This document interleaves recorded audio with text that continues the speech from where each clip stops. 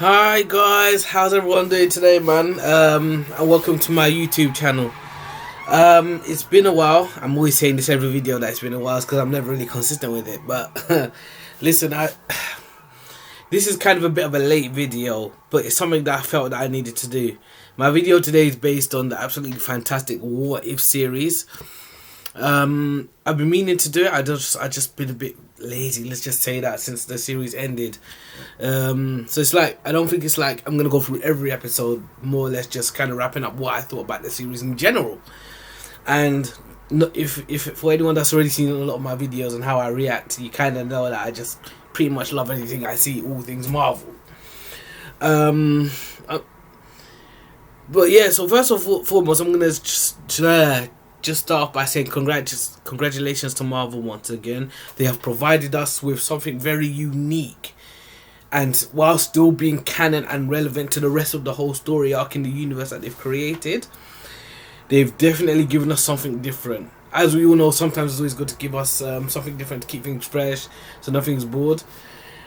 We never ever feel bored, and I feel like they've done that again. Especially now we take into consideration what happened with Loki. Everything just seems to be so well structured, so well meticulously planned, that they put What If where it was. And now when you're looking at how Loki ended, and then you look at how What If series went along, it all makes sense. And to just say it's just absolutely superb.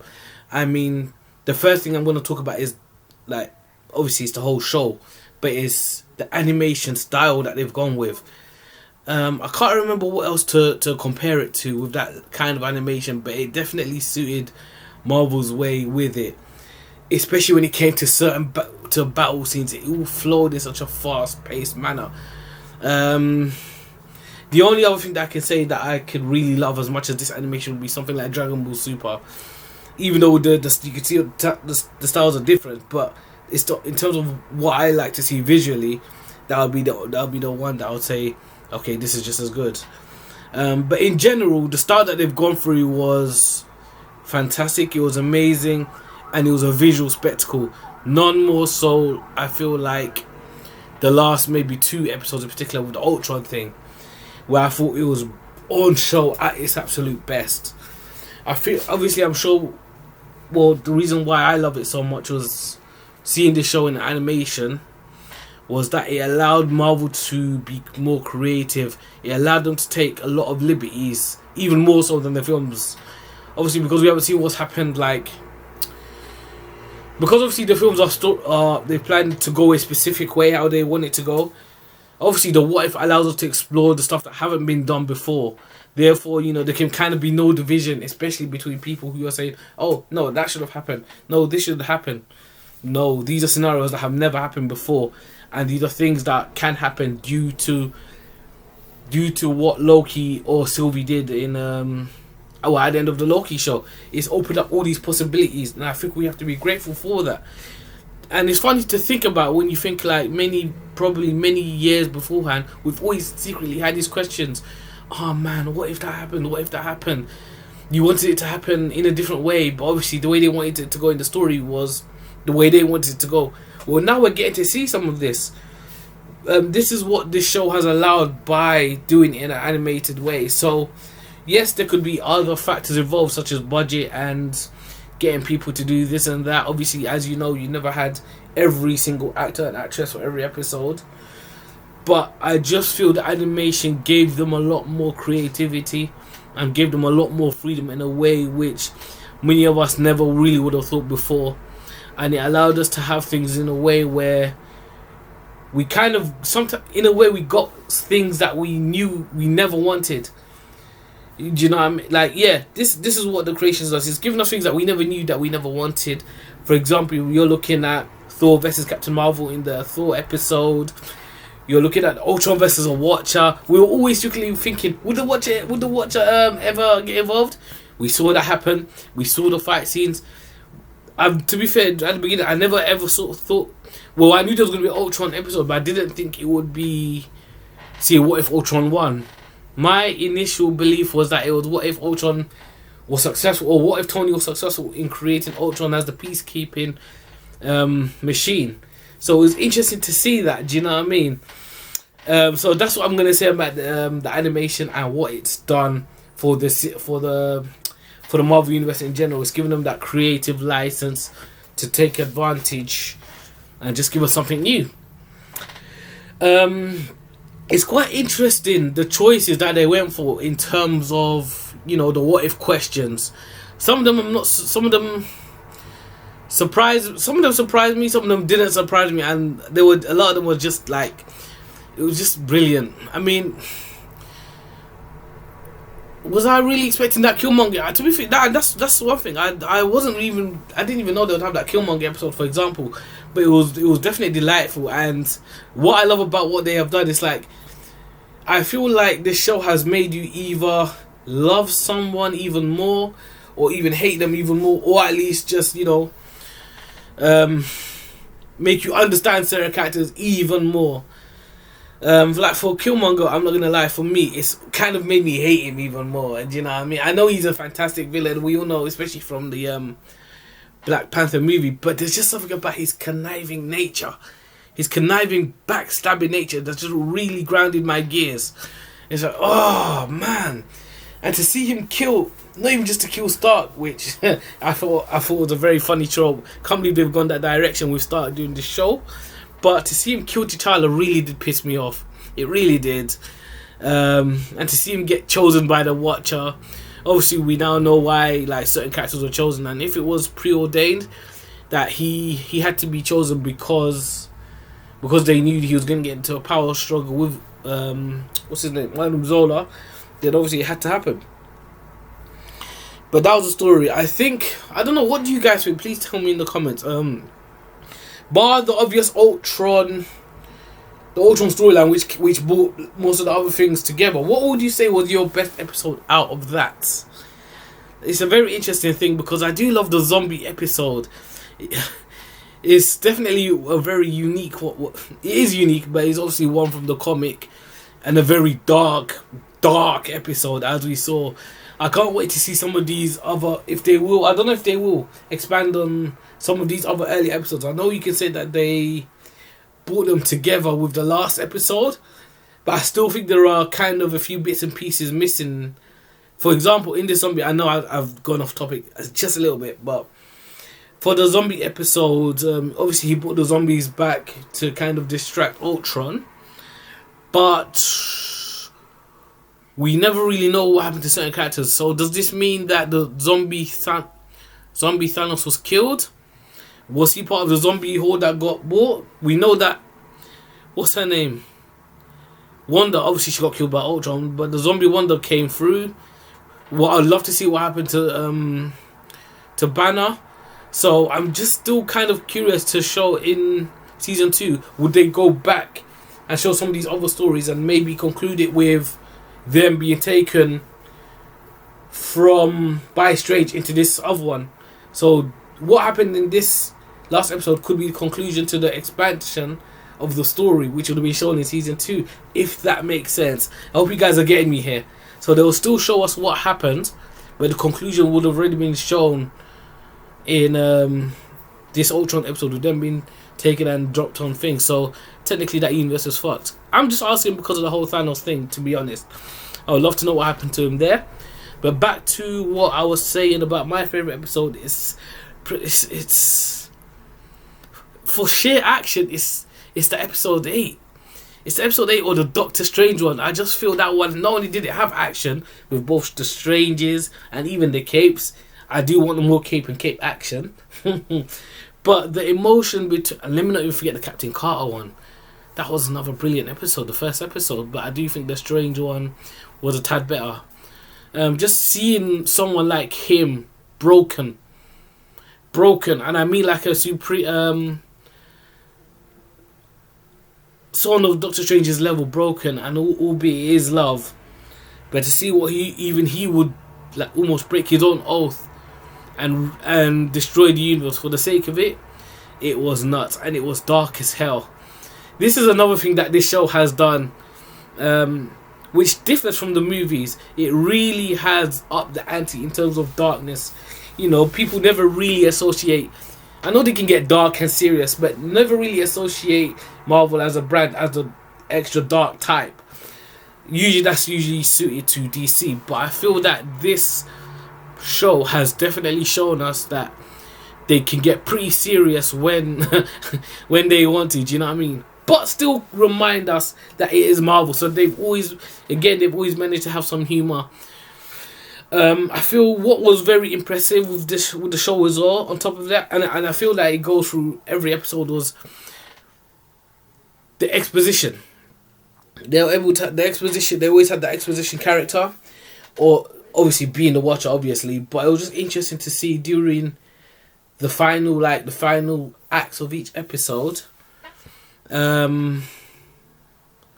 how they now tie together the actual story of that episode. So certain questions you're having, they always just have that one moment which connects everything, and it could have been in a simple line of dialogue, or just one tiny little scene, one tiny little action scene, or whatever that ties the whole thing together. And I thought that was very, very so well done. They did enough to make sure you were intrigued, to give you the questions, then bam, it hits you with the answer. They did that really, really well for every single episode, I cannot lie. They had everything, had the action, had the humor. The stories were bang on. This is one thing that I really liked. Is it the Captain Carter one? I thought it was also very impressive, especially as a first episode. Just to that's another thing. Again, I'm going off topic anyway. But what they did with tying every episode into the movies that we've seen, just altered differently. As we know by the What If, everything was changed by one simple line of dialogue, or one question, or one choice. For example, that first episode, you saw Cap Kane was shot, Captain ran up, and she offered to take the serum. You had that prick that didn't want her to help, but she took it. So you just saw one little incident changed everything, and it was just interesting to see. We're just watching each episode. As you're watching each episode, you're almost just thinking of the movies straight away. So you've got both this episode you're watching and the movies from the MCU happening at the same time. So that's one thing I believe everyone really did appreciate. I think one of the best versions of that was not even just the Captain America one. I'm going back to the Ultron thing again. I love that one though. But then you had the I ain't forgot the other episodes in between. You got the Killmonger one, Strange, Party Thor. There's another episode in between there, but I can't remember what it is. Either way, they did really well in just bringing every episode together. And this is just what makes Marvel so superior to the other, in my opinion, the other superhero, or the other like DC. I know that this is what makes them superior, in my opinion. The ability to tell meticulous and complex stories, to get you engaged with each character, to give you answers, to make you question a lot of things, to make you believe something is what it is when it's not. They're so good at misleading you. The fact that it creates people to try and develop their own theories, thinking that these theories are correct when no, it's not. So yeah, this is just another part. Like, the story element of this is just brilliant. Now what we're trying to find out is, where do we go now with this? Especially when you look at the what do you call it? Overarching arc? Or whatever, you know what I'm saying? Overall, where does this whole story go? Because what this show did also was, it really made Ultron the villain he truly is, especially from the comics. I went back and watched Age of Ultron again right after that. And to be fair, I really do love that film anyway. But I do believe that film should get a bit more respect, and even Ultron should get a bit more respect, because now we have seen what he would have accomplished in that movie. That in itself should tell you just respect him. He definitely had more of a personality in that film, but his motives were nuts. And if this is what was going to happen, do you know what I mean? So I'm thinking everyone needs to take him more seriously. I do believe everyone should go and watch that movie again. What else? And if anything, I do believe they have really, because they did it to Thor: The Dark World now, and they've done it to this one, where everyone was very quite critical of it. Not saying they hated it, but where they were quite critical of it, they've been able to find a way to kind of make you look at the film in a different light, make you kind of give it another chance, or at least rewatch it, because they've done. There was WandaVision, which looked into her character arc again from that movie. So you look at things a little bit differently when you've watched something afterwards, or you watch it in hindsight. And I believe they've done it again with this, and given it a lot more credibility that it should get, especially Ultron. Now, if anyone knows Ultron from the comics, from one of the ones that I know, I think he was only defeated when Sue Storm and I think it was Wolverine or someone went back in time. They had to stop Hank Pym from creating Ultron, so it wouldn't happen in the future. That should just tell you how serious of a villain he actually is. So yeah, I feel like they did real justice to him. And what's worse is they've done all these episodes in the space of half an hour, and it's like, but yet still giving you proper stories. Like you didn't feel like. I didn't feel like it was rushed. I don't know about any of you guys, but it didn't seem anything was rushed. They were able to tell a large story narrative in the space of half an hour per episode. I thought the episodes were going to last, what? No more than half an hour? Is that? No more than... No, I thought the last episode was going to end up about 45 minutes long or something like that. But they still kept to their word, and it all worked out, you know. There were some fantastic characters, and I feel like they did, I'm not even going to say justice because they were good in the MCU movies, but they definitely gave the spotlight a lot more to characters like Hawkeye and Natasha, who, if you know, they're usually the butt of jokes, especially Hawkeye being the non-superpowered ones. So when you look at them, and you see they were the ones last to save humanity, Hawkeye had some next abilities and stuff. He was a fucking badass. I don't think anyone... I think people need to give him in particular give him a bit more respect. Give him a bit more respect. I was another one that was always on his back.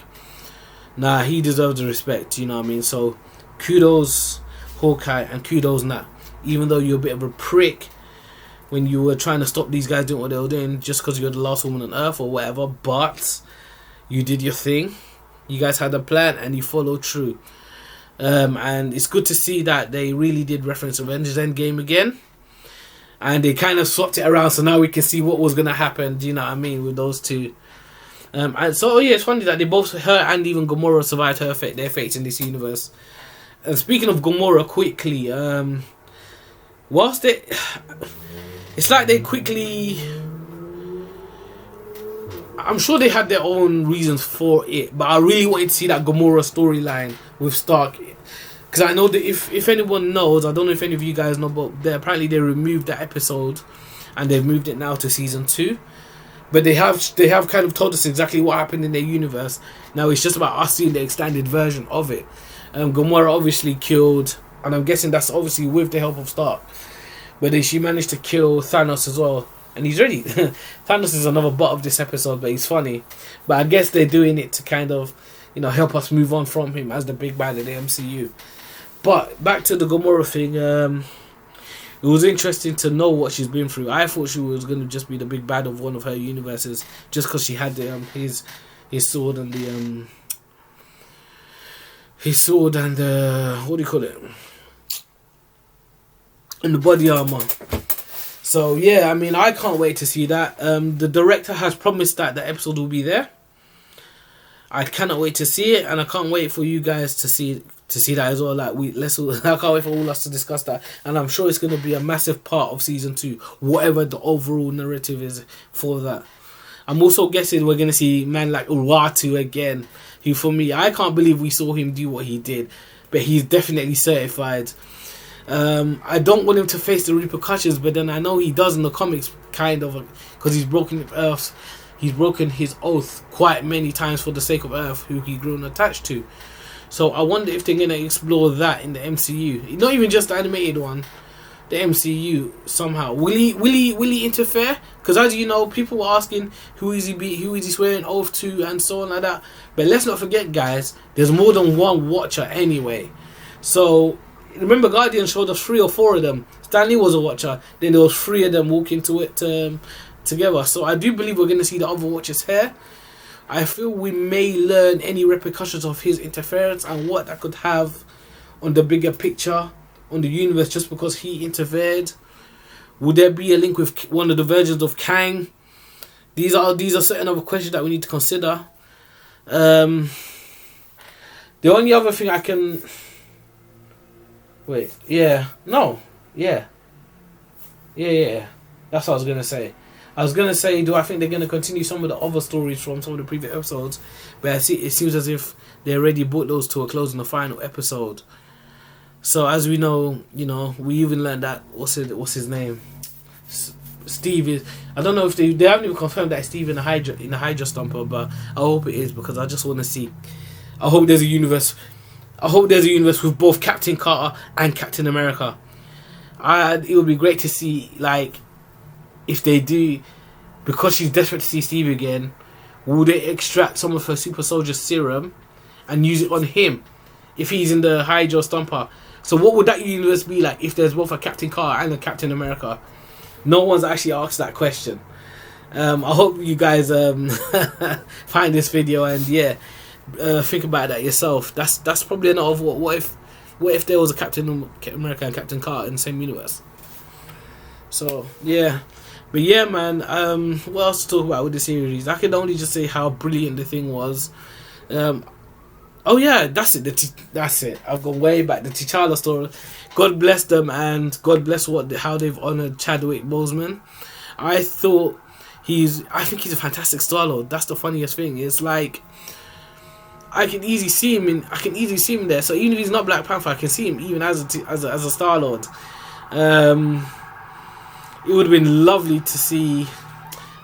Obviously, they're gonna have to close him off now, so he's probably gone back to his own universe and saved or whatever. So he won't be back. But it would have been great to see his own Star-Lord go forward, because I know that they initially said that there was going to be a Star-Lord spin-off show for him, and his character really fits into that role. So I guess this is the benefits of having a show like What If, that you can see these.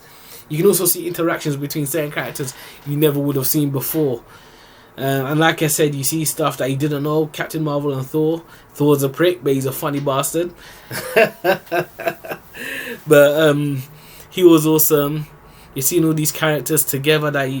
Guardians of the Multiverse. I can't wait to see more of them.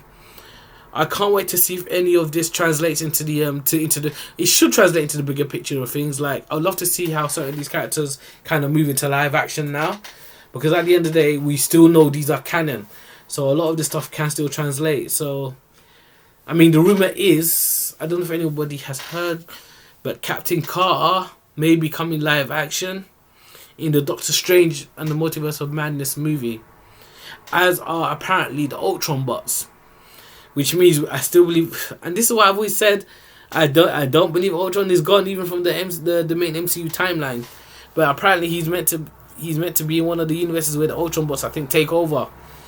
And so there's gonna be Captain Carter there somewhere along the line. I don't know how big or whatever, but these are just the rumors that have been floating about.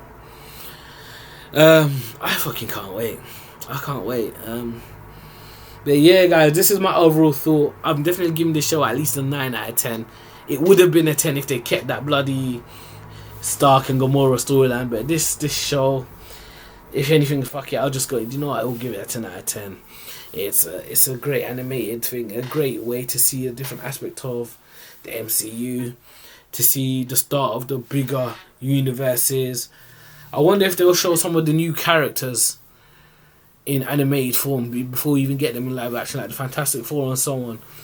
It'll be interesting. So we'll just have to see where they go, because Ultron proved to be a formidable foe for this one. So I'm just wondering how much bigger can they get with a villain like him. Who are they gonna choose? So we just have to wait and see. But yeah, guys, listen, I'm gonna leave it there for now. These are just my thoughts on the fantastic What If show. I know I've been a bit late, like a week or two, pretty much behind everyone else, to be honest, but it is what it is. Listen, guys, if you have liked my video, Sorry, still not fancy and all the pictures and so on, but I'm still trying to get there.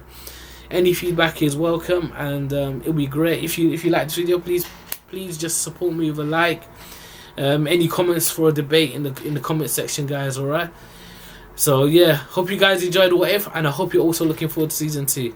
You guys take it easy, yeah, and stay blessed.